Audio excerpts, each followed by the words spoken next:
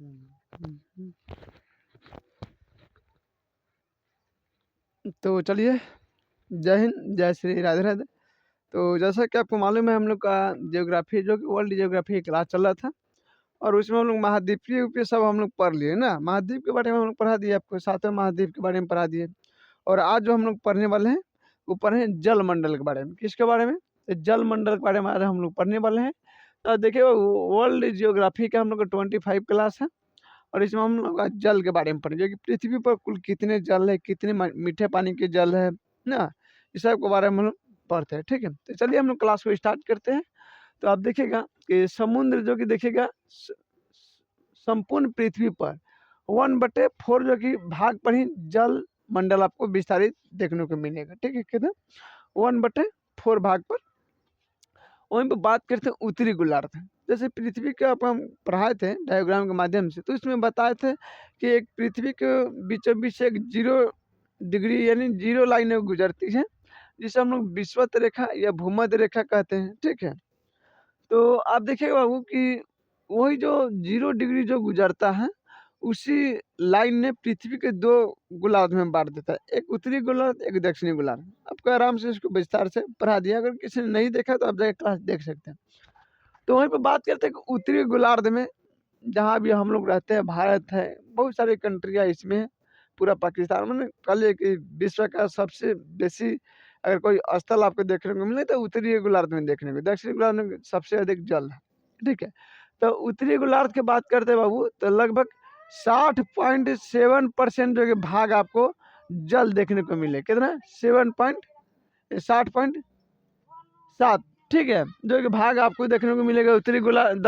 हाँ, दक्षिणी गोलार्ध की बात हम लोग करते हैं तो लगभग आपको 80.9% भाग जो आपको दक्षिणी गोलार्ध में जल से ढका मिलेगा। लगभग कह सकते हैं कि 81%। क्या? 81% जो कि भाग पर दक्षिणी गोलार्ध में जल है, और तकरीबन 61 पॉइंट भाग पर उत्तरी गोलार्ध में जल है। ठीक है, भागों को महासागर से ढका हुआ है, और पृथ्वी पर जो कि उपस्थित जल की, ठीक है, जो पृथ्वी पर जितने भी जल उपस्थित है उसमें कुल मात्रा में बात करते हैं तो कितना है पूरा पृथ्वी पर? तो 97.5% पूरा पृथ्वी पर जल है। समथिंग आप कह लीजिए कि 2.5% भाग पर ही स्थल, यानी लगभग 3%। ठीक है, हम लोग इसीलिए देखिएगा कि पूरी 97 पॉइंट पर हम लोग जल बात कर लेते हैं, और 3% पर क्या हम लोग स्थल की बात कर लेते हैं। तो जो पृथ्वी पर कुल जो कि सबसे अधिक जो कि आबादी का है, जल की है।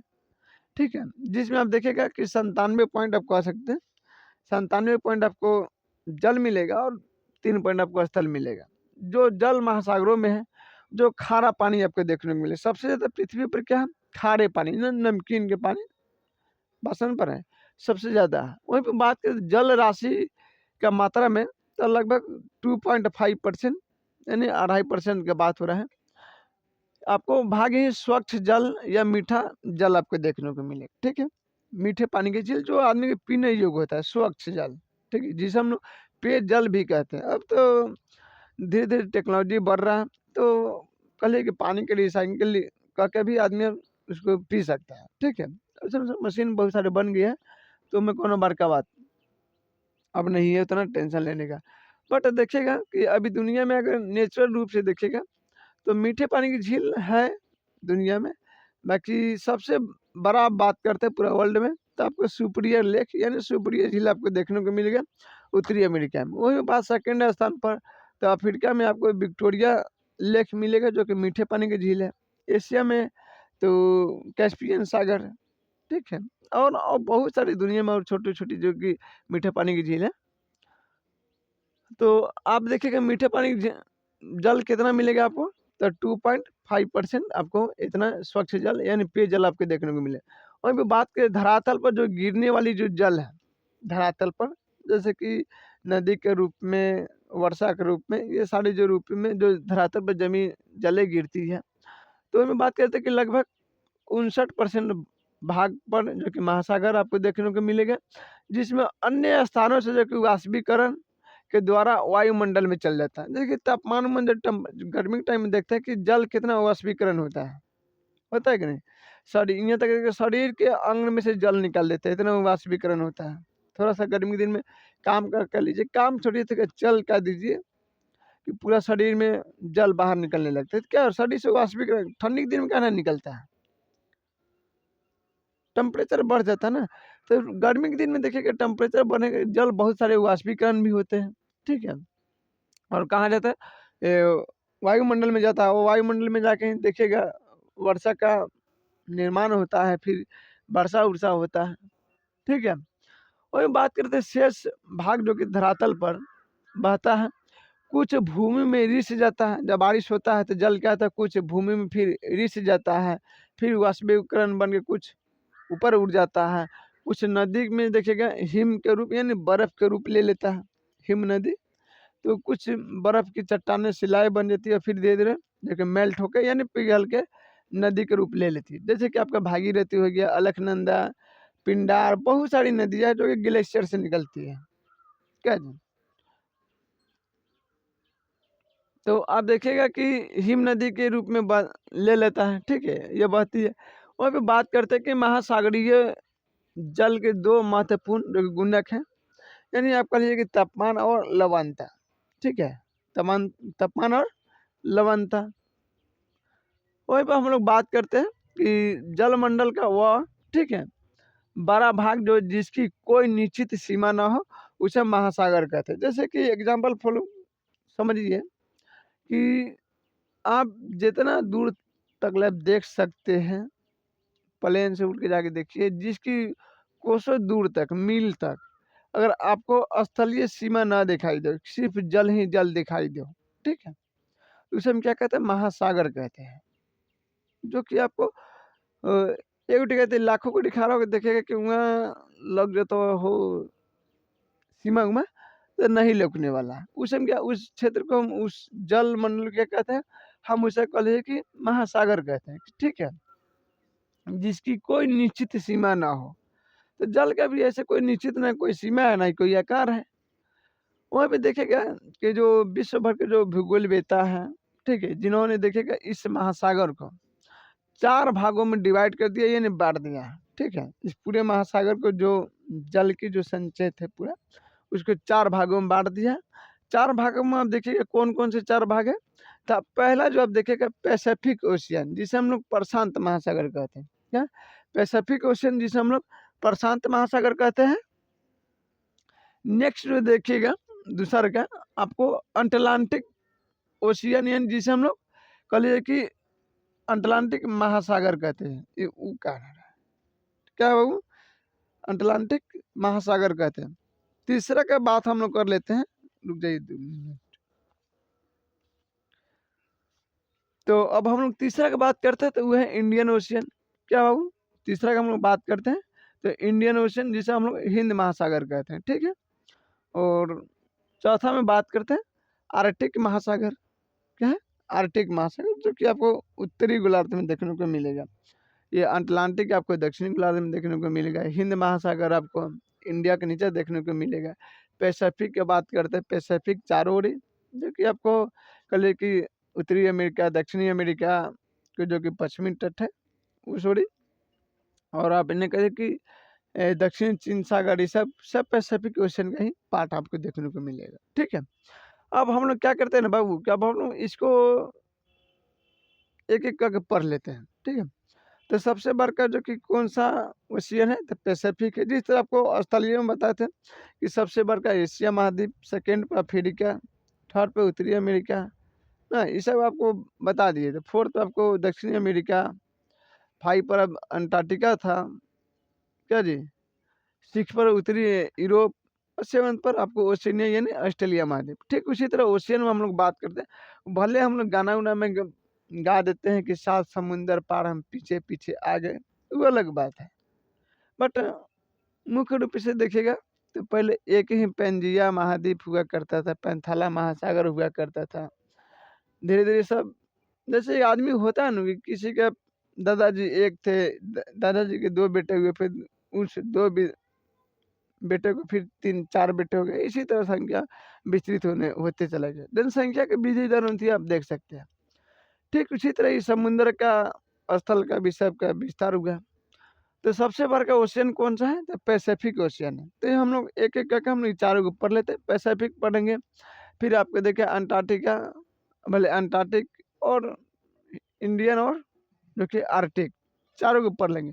तो सबसे पहले आप लोग बात करते हैं पैसिफिक ओशियन की बात करते हैं, ठीक है बाबू, जो कि कहिए प्रशांत महासागर। देखिए यह अपने संलग्न समुद्रों के साथ जो कि धरातल पर 1/3 भाग को ढकता है। संलग्न का मतलब जानते हैं कि जो सटे हुए जो महासागरे हैं, सागरे हैं, महासागरे हैं, ठीक है, उसको हम संलग्न कहता है। साथ में जो तट, तट का मतलब जो स्थल से जो जल की सीमा लगती है, उसके बारे में बात हो रहा है। तो अपने संलग्न समुद्रों के साथ और जो कि धरातल के भाग जो 1/3 भाग को ढकता है। इसका जो कि क्षेत्रफल की बात करते हैं, पैसिफिक ओशियन का कितना पूरा एरिया है, क्षेत्रफल कितना विस्तृत है, तो हम लोग बात करते हो 16,57,23,740 वर्ग किलोमीटर में ये पूरा पैसिफिक ओशियन क्या है, विस्तृत है, यानी फैला हुआ है। 16,57,23,740 वर्ग किलोमीटर। इसकी जो कि आकृति की बात करते हैं, तो ये आपको देखिए ऐसे तो पता है कि जल की कोई आकृति नहीं होता है, नहीं उसके उसके लिए कोई सीमा होता है। अब जल, हवा, गैस, इस सब का आप कहिएगा तो कोई आकृति थोड़ी होता है जी, होता है? नहीं होता। क्या है कि भाई द्रव के फॉर्म में रहता है ना, द्रव, लिक्विड, लिक्विड में तो गैस आ जाता है ना।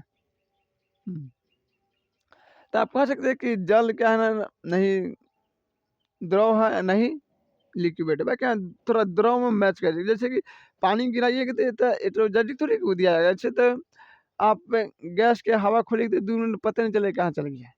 बाकी जल के गिराइएगा तो थोड़ा आपको द्रव के फॉर्म में आपको देखने को मिलेगा, ठीक है।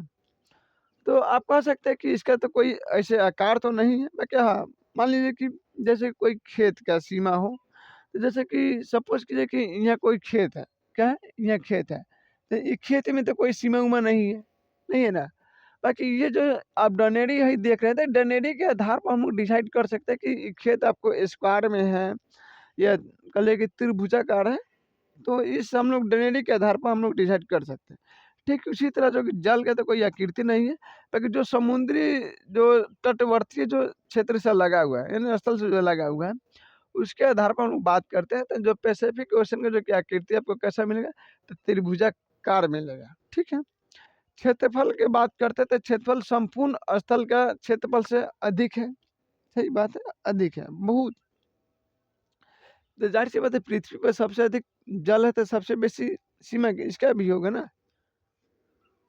वहीं पर हम लोग बात करते हैं बाबू कि इसके जो कि शीर्ष स्थान पर, शीर्ष के ऊपरी बात हो रहा है, ठीक है, जिसमें आप देखेगा कि उत्तरी अमेरिका का जो कि अलास्का वाला जो पर्सन है, यानी क्षेत्र, और रसिया का जो कि साइबेरिया वाला क्षेत्र, उसके बीच में आप देखिएगा तो आपको एक सागर मिलेगा, तकरीबन बेरिंग सागर। तो उसको हम लोग बेरिंग जल संधि या बेरिंग जल डमरू मध्य कहते हैं। तो वो जो अलास्का और जो कि रूस का जो कि साइबेरिया वाला क्षेत्र आपको मिलेगा, उसके बीच में आपको पैसिफिक ओशियन, उसमें आप देखेगा तो आपको बेरिंग जल संधि आपको देखने को मिलेगा, ठीक है। क्या बेरिंग जल संधि, उसी में से देखेगा तो 180 डिग्री जो कि पश्चिमी देशांतर रेखा गुजरती है, जिसे हम लोग क्या समय या तिथि रेखा कहते हैं। क्या उसको तिथि रेखा कहते हैं। आपको समझाए थे विस्तार से कि इस रेखा के पार अगर उस पर जाइएगा तो एक दिन घट जाएगा, और एक दिन इन्हें चलाइएगा तो एक दिन बढ़ जाएगा, यानी पूरब में आइएगा तो बढ़ेगा, पश्चिम में जाइएगा तो घटेगा। समझाए हुए इतना बढ़िया से, ठीक है। तो वहीं पर बात हम लोग करते हैं, तो जो इसके शीर्ष स्थान पर बेरिंग जो जल संधि है, वहीं पर उसके आधार पर जो कि अंटार्कटिका, ठीक है, अंटार्कटिका महाद्वीप स्थित है, ठीक है। और भूमध्य रेखा पर ही देखिएगा तो भूमध्य रेखा पर इसकी जो कि लंबाई आपको 16,000 किलोमीटर से अधिक आपको देखने को मिलेगा। क्या 16,000 से अधिक किलोमीटर की आपको देखने को मिलेगा, ठीक है। और इसके पश्चिम में देखिएगा, इसके पश्चिम में तो एशिया तथा ऑस्ट्रेलिया, ठीक है, इस पैसिफिक ओशियन की बात करते हैं। तो इसके पश्चिम में बात करते हैं तो एशिया और ऑस्ट्रेलिया महाद्वीप देखने को मिलेगा, ठीक है। वहीं पे बात करते हैं कि इसके पूरब की बात करते हैं, पूरब और उत्तर दक्षिण में तो अमेरिका आपको देखने को मिलेगा। दक्षिण में बात करते हैं तो अंटार्कटिका महाद्वीप जो कि नीचा है, ठीक है। और इस देखिएगा कि परवाल भित्तिया का मतलब मूंगे एक क्या है जो कि कछुए की तरह होता है, और उसका भी बात करते हैं।